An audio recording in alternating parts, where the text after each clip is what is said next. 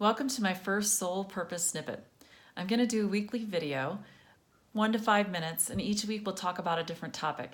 Today I want to talk about why some of us feel the urge to be perfect all the time and in every way. Where does that come from?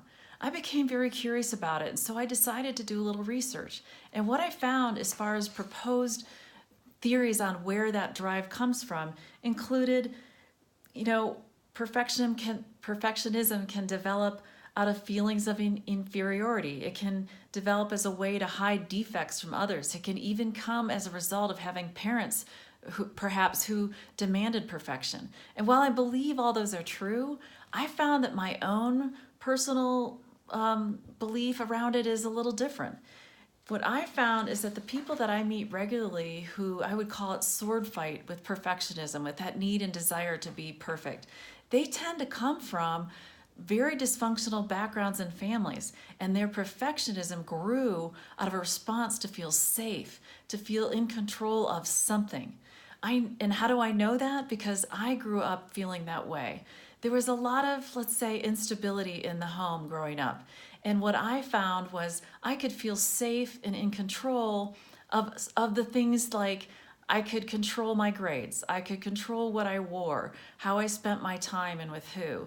There was a lot of instability, like I said, going on, and I was a kid, so where was I going to go? So for me, the perfectionism developed out of this need to feel in control of something and to feel safe. And I found many others who have had a very similar experience. So I'll share a story with you about one of the examples of when I was a kid. I had a brand new pair of saddle shoes that I was so excited about. They were beige and navy. And I'm not kidding, the first or second time that I wore them, I scuffed the toe of one of them and I was distraught. I was devastated.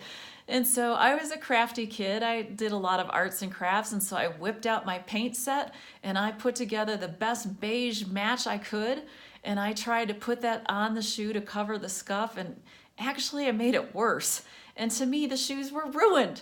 They were no longer perfect. So I had those types of things go on growing up. But what I've learned over time and now as an adult is that what perfect ends up doing is actually creating barriers. Perfect keeps us from being vulnerable. Perfect keeps us from being authentic. And it basically can repel rather than draw people in. So I also found that the things that often we found worked for us, helped us to survive our childhood, defense mechanisms that we developed, while those helped us get through, on the other side, as adults, they now are the exact things that can get in our way from what we want most. So for example, I grew up feeling like I couldn't really rely on anyone except for myself. And so that's what I did. I did everything myself. Well, that led to people thinking that I was confident, I didn't need anybody. And you can just imagine how that's worked out as an adult when you really do want to be connected and have people that you can depend on. So it's something I've had to work on, and maybe you can think of some things that have had a similar, play out for you as well. What I want to remind people of is just that perfect creates barriers, and it really puts up walls. It repels, even when what we want is to bring people in, to see us for who we really are. And so I want to offer up a reminder of a universal truth, and that is that right now, right here in this moment, you are already perfect. You are. You are already perfect. And an affirmation that I'd like to offer for you to use to remind yourself of that is, I love and approve of myself. I am enough and I am safe. I love and approve of myself. I am enough and I am safe. Thank you for joining me today.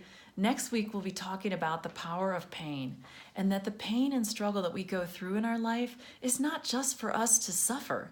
The pain and struggle that we go through in our life is very valuable and can shed a lot of insight on who it is we really came here to help and what it is we really came here to do. So we'll be talking about that next week, and I'll see you then. Thanks.